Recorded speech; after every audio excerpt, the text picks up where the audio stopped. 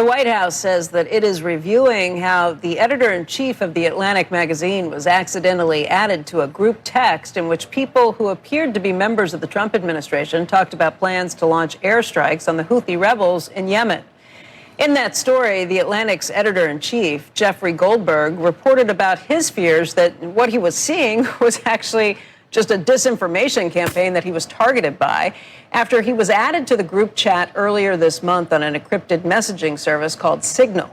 Goldberg said that he came to believe the text chain was real after the U.S. actually started bombing targets in Yemen on March 15th, at which point he said he exited the text chain.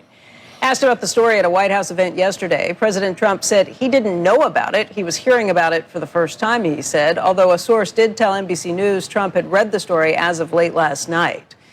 Democrats in Washington called for an investigation into what Senate Minority Leader Chuck Schumer said was a stunning breach of military intelligence. Late yesterday, Defense Secretary Pete Hegseth insisted no one had been texting war plans.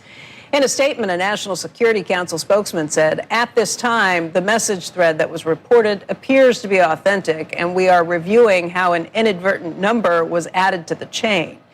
The thread is a demonstration of the deep and thoughtful policy coordination between senior officials. The ongoing success of the Houthi operation demonstrates that there were no threats to our service members or our national security, but there are a lot of questions on this. First of all, why they were on Signal it's like if you didn't like what Hillary was doing, you wouldn't like this. Correct. It looks kind of amateurish the way the whole thing happened. Yeah. I will say that reading the actual text, no one really looked particularly bad. J.D. Vance looked pretty good, and there was some thoughtful analysis. The strangest thing for me is out of all the gin joints in all the world, that's from Casablanca too, this guy, Jeffrey Goldberg, he is the poster child.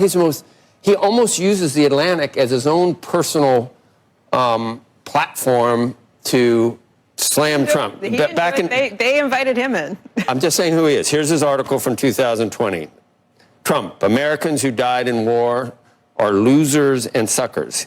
He had one earlier this year. Trump, I need the kind of generals that Hitler had. That's the title of the Atlantic piece.